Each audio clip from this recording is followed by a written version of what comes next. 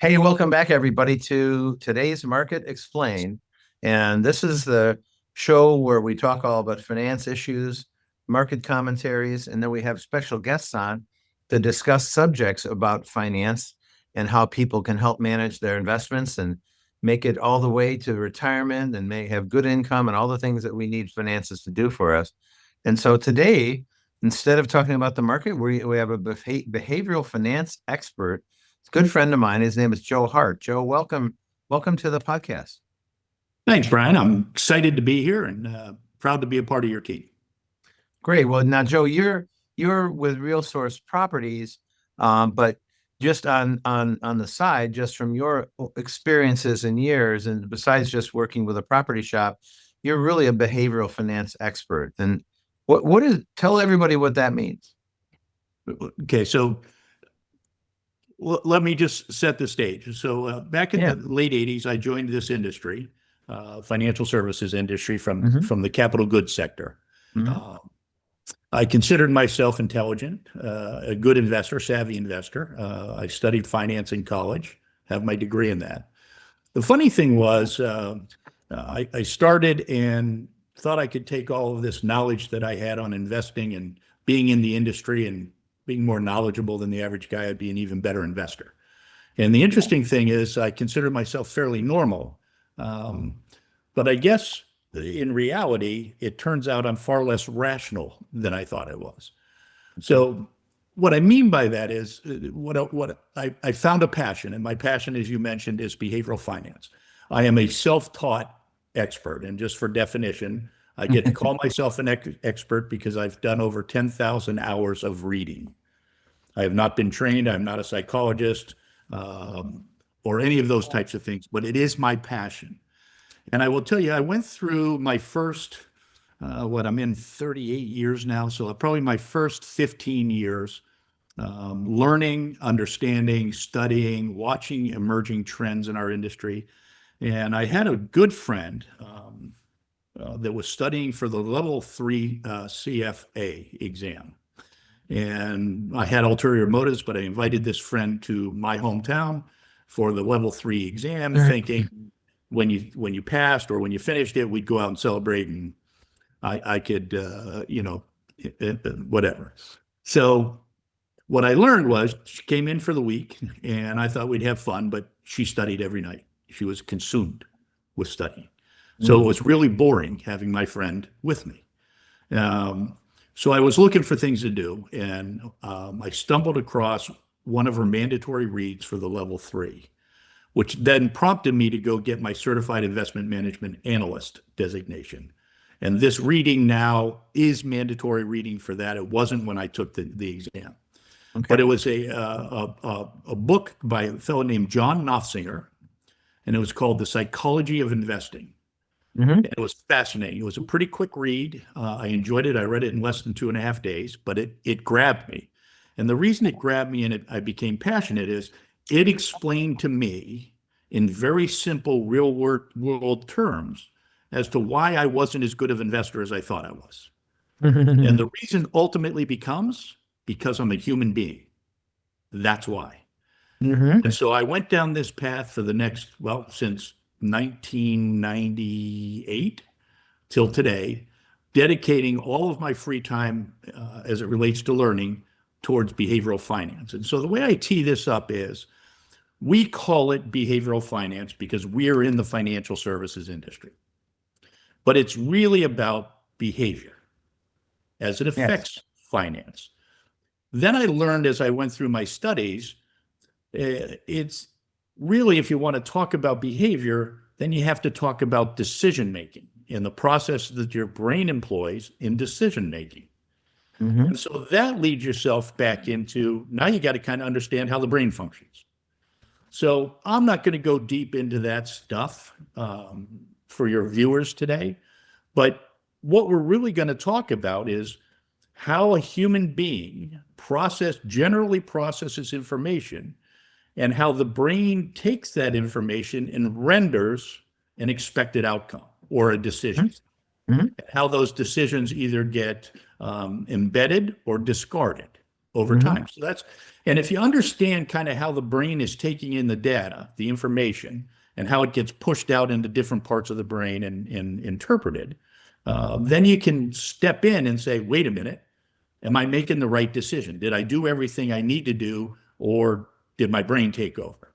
Right. And I think that's important to understand too, because what I've learned, fascinating enough, and I was a former college athlete and tried the professional ranks, so I consider myself a muscle guy. Um, what I learned in my studies is the human brain is the single most powerful muscle in the body. Mm-hmm. But unlike all the other muscles, it is the laziest muscle in the human body.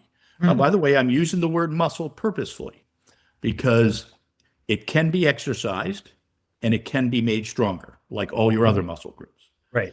Now, what I mean by it's lazy is it is the only muscle we have that actively seeks ways to lessen its workload. Okay. These are called rules of thumb, or to use psychological terms, heuristics. Heuristics. Very simply stated, what it says is the brain is always working and it gets tired and consumes a lot of energy. So it has found ways to create these rules of thumb or shortcuts that says, oh, I've seen this type of data before. This is what happened the last time I saw it. So I'm not going to go through all the evaluation process. I'm going to assign that expected outcome to this set of data. Okay. And that's kind of the way it works. Mm-hmm. Now, at the end of the day, it gets pushed out into other parts of the brain to be rationalized after the fact. And there is the challenge. Human beings believe we are rational. I am telling you that human beings, by definition, are highly irrational. Okay. That's not a derogatory statement. That's the way we operate. That's the way the human brain takes in data and renders decisions.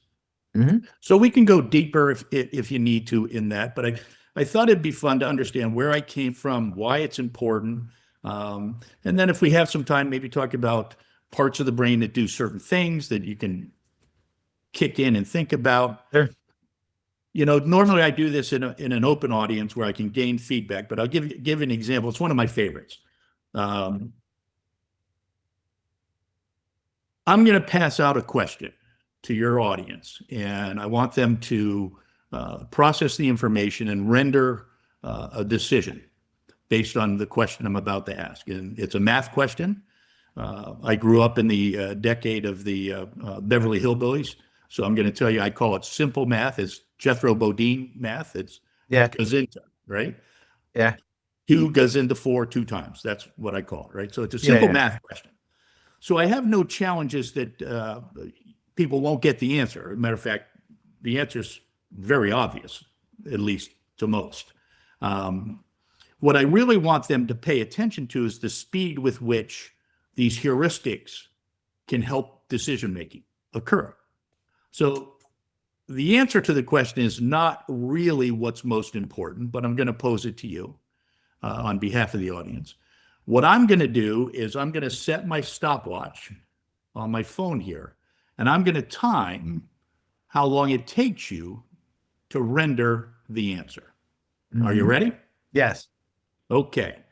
I have a piece of candy and a piece of gum that together in combination cost $1.10. Mm-hmm. The candy costs $1 more than the gum. How much does the gum cost? 10 cents. Perfect. In less than 3 seconds, you rendered that answer. You took a complex mathematical formula, came into your brain, got processed, and you rendered the answer. Almost faster than you can blink your eyes, you came up with that answer. By the way, let me just ask a quick question. Do you want to stick with that answer? No, actually, I think it's wrong. Now, the fun part is as soon as I pose the question, do you want to stick with it? If you think about it, the equation in your brain actually physically moved to a different part of your brain for evaluation. That's right. The brain said, wait a minute, he's challenging my answer. Let me make sure I'm right. And it moves it in your brain. So what basically happened, the answer is 5 cents. It's 5 cents. Yeah. 5 and 105. Right. Right. And by the way, 95% of American audiences that I've been in answer that question as 10 cents. That's called a heuristic. Right. So An automatic. Right. There's a piece of the brain at the top of the basal cortex. It's called the amygdala. It's actually two little pieces about the size of a peanut. And in less than 1/64th of a second, every piece of sensory data that your body takes in gets processed through that part of the brain, the amygdala. The amygdala is referred to as emotion central, fight or flight. Yeah. Fight or flight. And so within 1/64th of a second, that information goes into your brain, goes through the amygdala, and the amygdala goes and renders its answer. Now it's rendered its answer. Now it gets pushed out to the prefrontal cortex for evaluation and rationalization after the fact. That's the way it works. So understanding that as a human being means we need to understand that a lot of our decisions are predicated on experiences we've had that may or may not be an accurate depiction of the next outcome of that similar data. Does that make sense? Right. Sure. So when we talk about those things, as an example, I came into the business in October 1987. Okay. You've been around a while. Yes, since 1984. What happened in October 1987 that has forever skewed how I think about investing? The big crash of 87. October 19th, 1987. 1987, Black Friday. Black Monday. Yep, Black Monday. Black Monday, right? Yeah. Market lost 23% of its value in a single day. Right. To date, the single worst day in the history of the U.S. stock market. Yes. By the way, do you remember what it closed at? I do not. 1725. Okay. Now, I'm not sure where the market is today, but would that have been a good day to invest? Of course. And yet everybody was selling. And what most people don't remember is 1987 finished up about 5% on the year, in spite of a 23% decline in a single day. Yep. And I can tell you where I was, who I was with, what I was doing, as if it happened yesterday. Yesterday. Yeah. So speaking of yesterday, we had a great appreciation in the market. Fantastic. It was a great day, right? Right. I won't remember that great day, but I do remember that really bad day in October 1987. And whenever I see volatility in the market, I get really scared. And I have to step back, even as a professional in the industry, and reassess and say, stop, this is just white noise. I can make some minor adjustments to the portfolio, but I'm a long-term investor. I trust in my advisor. They are emotionless about my money. I am emotionally tied to my money, which amplifies my bad decision-making, et cetera, et cetera, et cetera. So I'll take a breath just for a minute and see if you have any thoughts or want me to go a different direction. No, this is great. And I think this points out the fact that I got that question wrong just shows that, people make quick decisions and, they don't think that they're not really thinking about it, but they're not, right? That's just the human condition. And, we're conditioned to do things a certain way. And so I know a lot of folks that I know, like, I'm a nice guy. And, if I look at the stock market, I should be able to make decisions pretty easily. But then when you actually get involved in it and the stress and everything going on, you're like, oh my God, I sold when I should have bought, or I'm buying at the top and now it's going down, and people make those decisions constantly. No, it sounds heavily biased. And since I'm talking about biases, I have to admit, yes, it is, but it's also independent. And what I mean by that is, that's why financial professionals are so valued. One, because they're not emotionally attached to your money like you are. Right. Two, they can look at things without the same jaded views and experiences that you as the investor have had. And subsequently, they render a more neutral outlook. Third, they put together plans, disciplines, that regardless of what the white noise is, and by the way, talking about white noise, have you ever noticed when you watch the market wraps, no matter what happened, it either soared or plummeted? Right. That's right. It's only always superlative words that make you emotionally charged, good or bad, about what Yes. happened to the market. So having a financial professional helps you, increases your odds of being successful simply through their reasonably unbiased approach to your investment strategies. I will give you this one well, I'll come back to it. So let's stop again for a minute. So don't you think then, Joe, that part of the angst and emotion that investors carry also has to do with how the media sells it to us? As you say, it's either crashing or exploding or plummeting. It's not just going on down a little bit. Yeah. Right. And because we can't forget that they're selling ads. They're trying to bring people into a show and get them excited or get them jazzed up or something, right? Yeah. They want to play on the emotions because that's what gets your attention. Think about movies, TV shows, anything that you are drawn to watch has an emotional component to it. Yep. Everything. Mm-hmm. And yes, they try to. I always laugh. I mean, I respect Jim Cramer immensely. He's done great things. He's a very smart man. He understands the markets. I can't say anything bad about him, except when I watch his program, he says he strives to give personalized advice to his clients. And I always ask myself, well, Jim, how is that piece of advice about buying or selling that stock you just mentioned personalized if all you know about your investor is it's Bob from Canton, Ohio? That's the great part about having a financial advisor. They know you, they understand you, you set goals, you build disciplines, plans, and you can always step back to it. Now, at the end of the day, it is your money as the investor. So the advisor is going to succumb to the pressures that you exert on them. But in doing their job, they're going to force you to at least take a breath, calm down. Fun one. Imagine most of our audience is married or involved with significant others. I also use this as it's not about investing, but it's about how the brain processes information. Right. And the question I usually pose to my audience is, let's just say you and your significant other disagree on something. And let's just say that escalates to, I don't know, let's call it an argument, maybe a heated argument. Ever happen? Yep. Okay. So is it safe for me to assume that in that situation, heated moment, that you and your significant other are disagreeing on something, and in the back of your mind, you're thinking, oh my gosh, why are they being so emotional? Why can't they just be as logical as I am being and rationally agree with what I'm saying we should do? Likely that's what's running through your mind. Exactly. And I'm going to tell you that the absolute same thing is true on the other side of that discussion. They are thinking the exact same thing. Why is this going on? Why can't they just agree with what I say because I'm rational, smart, and experienced? Right. Why?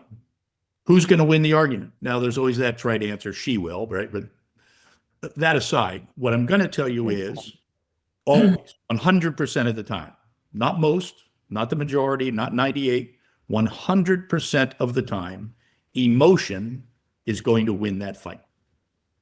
Emotion always trumps logic. Why? Because of the amygdala. As it's going through that part of the brain, it's saying fight or flight. Mm-hmm. It's saying fight or flight. That is an emotional decision. So that's why any good therapist, by the way, if you get to that point in your relationship, will tell you in those situations, separate, let things calm down and the emotions subside, and then come back and discuss it rationally. Mm-hmm.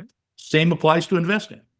If your gut instinct says get out because the market went down 15%, stop for a minute, let the emotion subside. What's your long-term strategy? Is this short-term noise? Mm-hmm. And is this a sound long-term investment? Mm-hmm. And then go back to your discipline and invest over the long term. So That's great. I'm babbling now. I apologize, but No, great. No, Joe, this is a great segue.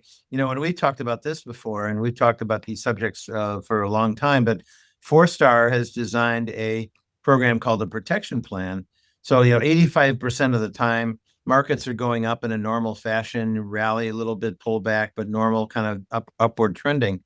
But about 15% of the time, that crash of 87 that you mentioned, or the Great Recession crash of 2008, these things are going on.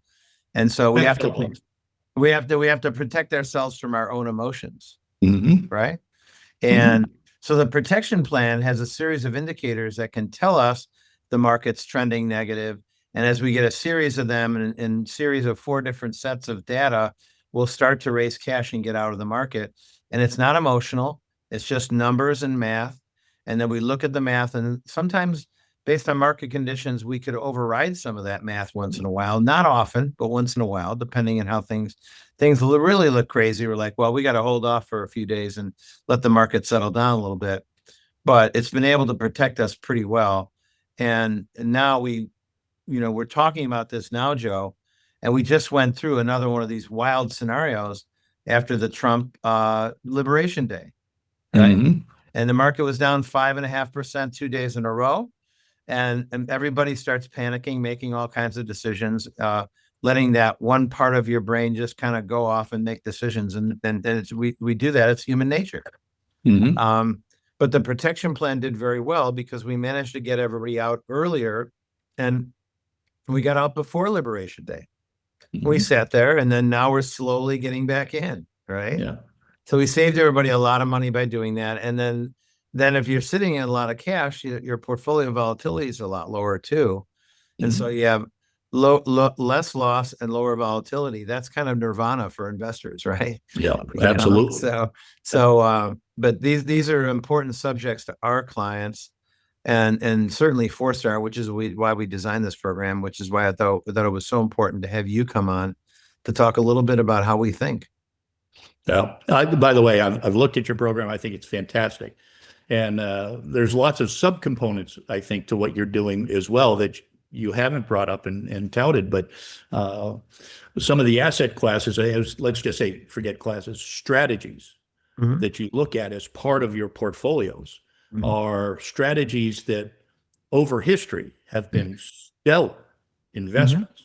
Mm-hmm. Uh, but most individual investors don't foray into those investments because of perception of lack of liquidity or uh, sophistication or I could go into a lot of different things, but that also is one of the great things about your strategies is they include some of the best investments that are out there that most individual investors won't seek to invest in for some Mm-hmm. preconceived bias in their mind. So, Yes. And those areas would be foreign currencies. Like, so the dollar is our currency. Foreign currencies are somebody else's dollars in another mhm, country, mhm. basically. So most investors never invest in that, but there's opportunities there. Yep. Commodities, futures, international stocks.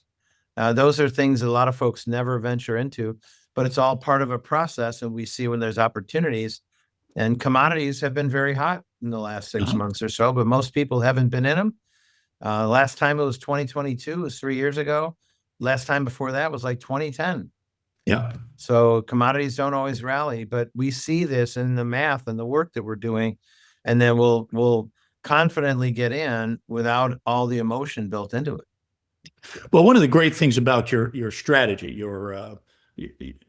how you go about it, your evaluation and such is uh, by removing the emotion allows your strategy to take hold because it moves you to the places in the market Mhm.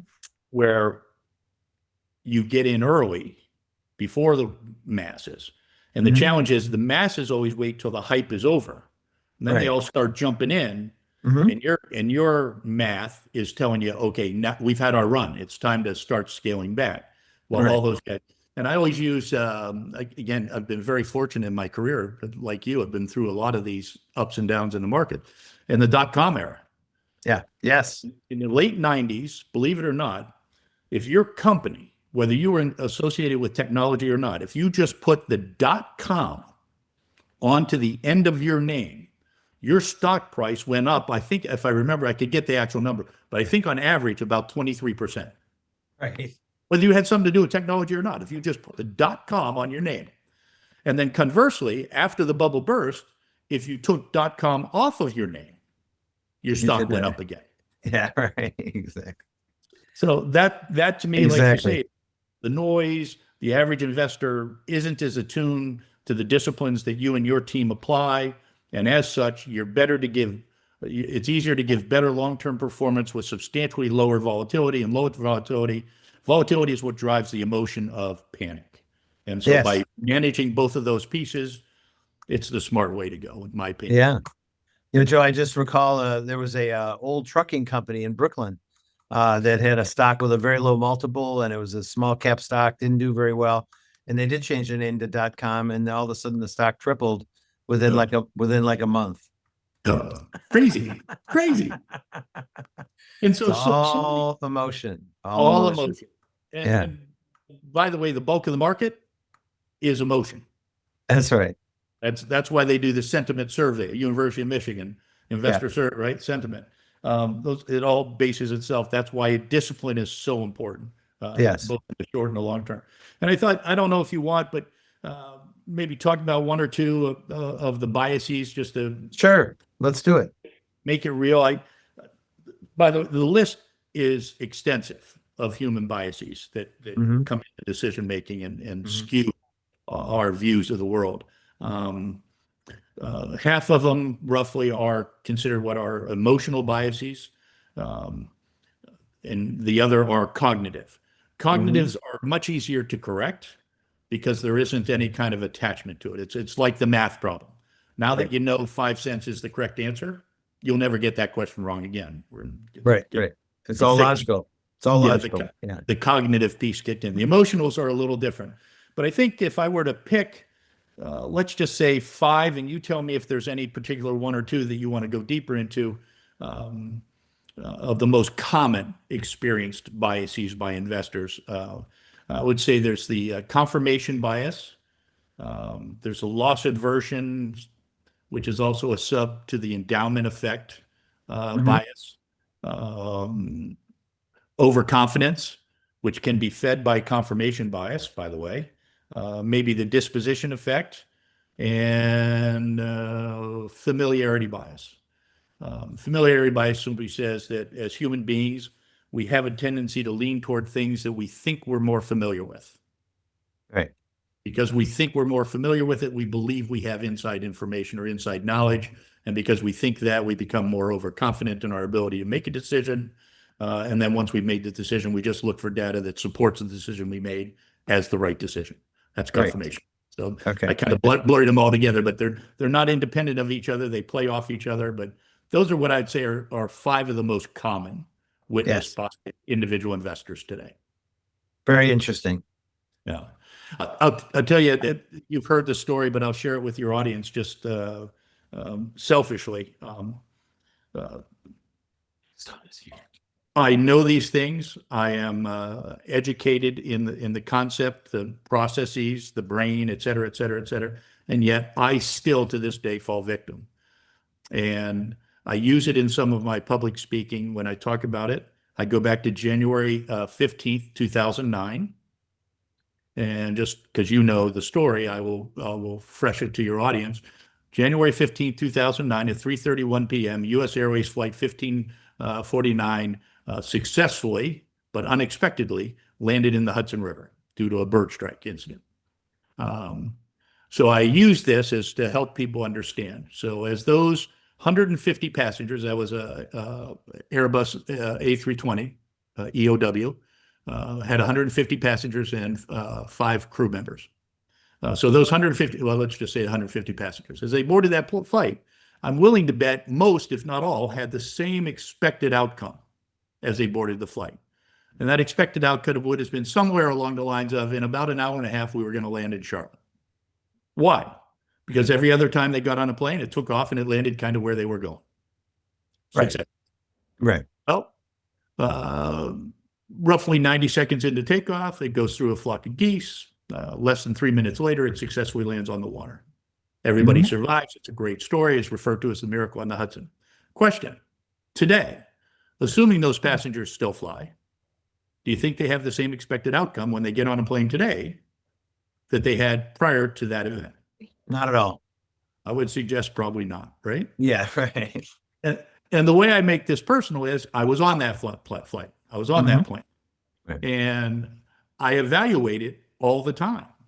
I can tell you second by second everything that I experienced from the moment the wheels went up to the moment I got home at 12:05 a.m. Friday morning. Yes, I flew home that night.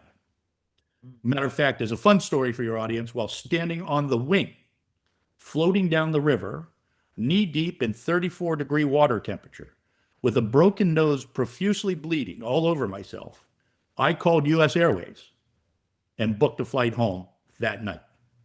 Is that rational thought? That No, is not rational. no. And here I am today. I still fly frequently, average about 3 planes a week. And every time I get to the airport, my stress level goes up. As I board my flights, my stomach twists a little bit. I feel like I have to go to the men's room because I'm nervous, and I really don't have to. And my heart palpitates a little bit. This is 16 and a half years after that event, and my body still reacts to it as if it was yesterday. Yes. That's not rational. Not It may be rational. logical. It's not rational. And yet, when I land at wherever I'm destined to go in that particular trip, I'll walk off the plane, go outside a baggage claim, and get in a car with somebody I've never met before, have no idea what their credentials are. It could be a cab, an Uber, or a Lyft. Mhm. And I'll jump in without hesitation and go. And statistically speaking, there's a greater probability I'm going to die in a fiery car crash on an interstate Mhm. than I will in a plane crash. And I'm scared to Right. get on a plane, but I'll get in the car with just about anybody. No problem. You're not scared. So it just goes to show you that even when you know what the facts are, you know what the data says, and you investigate it, you're still subject to these human nature biases, and they are more prevalent in investing than they are in any other aspect of our lives. And Right. you can find ways to have a financial intermediary, a professional who can guide you as well as pull you back when you want to make that really ill-timed decision. Your chances of long-term success go up by multiples. I'll stop for a second. So Joe, then the message could be number one, hey folks, don't try this at home. Call a financial advisor, right? Or maybe it's a little more complex than I thought it was. And maybe I should study up on it a little bit and learn and try to figure out how to get over my biases and learn a little bit about how my brain works, right? And Right. that's another way. So now folks can call us at 4-Star and we'll get you involved in our protection plan and you won't have this to worry about. But not everybody wants to do that, right? And if you want to, call us. And if you don't want to, then I think you need to study up on all these great subjects that Joe shared with us today. And I would caution that although everybody wants to do that because they're going to have a bias in that direction that says, oh, if I study this, now I know it, I'm going to be better. It's called overconfidence bias. The realities are, I'm using me as an example. I'm a trained flyer. I still get nervous. Right. So I agree. I think the right path is to hire one of your team members or you and employ your strategies as part of the aggregate portfolio allocation, and you're killing 2 birds with 1 stone. You don't have to worry about it. That's right. That's it. That's That's great. it. Well, great, Joe, this has been a great session. We appreciate you being with us today. Thanks. I hope I can join you again. I'll go deeper into any of the biases that you want to and share more things. I'll leave you on this note, just so we're all kind of on the same page, and it is a little bit of an advertisement. But again, I joined the industry back in the 80s. My single biggest nemesis, competitor in the industry is a group out of Philadelphia called Vanguard. John Bogle was the founder. And the reason they were a nemesis was they were the anti-advisor effort. They ran, I remember the ads they ran. They would actually make fun of financial professionals and that they didn't have the vested interest of their clients at the forefront. And so their claim to fame was You don't need professional advice. Just let us take care of this, invest in low-cost investments, invest for the long term, and you'll do fine. And they built a behemoth machine doing that. Here's the fun part. And I want to say it was 2011, 2012. Don't use professional advice was their mantra. 2011 or 12, they commissioned a study, an independent study to be performed to validate their thesis that just investing in low-cost instruments can get you success over time. The study came back. It's called the Advisor Alpha, by the way. So now they've changed their marketing attitude. And it disproved basically what they were claiming. Of course. And in a very simplistic way, I will tell you that successful investing over time is comprised of three primary pillars, three support mechanisms. The first one is the securities that you select to own or not own. Equally important. What you don't buy is as important, if not more important, than what you do buy. Correct. Once you've decided what you're going to own or not own in your portfolio, the next piece, and this is a very detailed piece, but I'm just going to lump it into a big category called asset allocation. How you allocate and where you place those assets in your portfolio have a material impact on the long-term performance. If you get those two right consistently, they will each contribute between 0 and up to, I think, a peak of 125 basis points in incremental performance over time. Wow. Nothing to sneeze at, but good numbers. Good numbers. The third component, by the way, is not a range. If you employ the third mechanism, statistically shows it will provide 150 basis points or more in performance alpha or premium over the long term. And it's called emotional coaching, financial intervention, right? Having a professional to sit there and say, don't do this when you want to. And I'm going to tell you, 150 basis points over a 15 or 20 or 30-year time horizon is real money. Dramatic. So Vanguard has changed their track. They still advocate investing in low-cost instruments, but now they've actually created a financial advice effort. Right. So they came out and said the most important component to long-term success is financial advice, working with professionals. Anyways, I'm done. That's great. Thank you, Joe. This Thank has been you. been a great session. We're going to leave it there, everybody, and back again with another episode. Next episode is going to be a market commentary episode, but we're going to be back, and let's have Joe back for another review in a couple months. We just went through this terrible crash and went to maximum cash levels at 4-star. We've only done that 8 times in 31 years. So this is front and center. So we had to talk to Joe. Thank you, Joe. Thanks for being with us. Brian. You're the best. Okay. Great success to you and all of your investors. Thanks, everybody, for being with us. And over and out for today. Thanks so much. Bye-bye.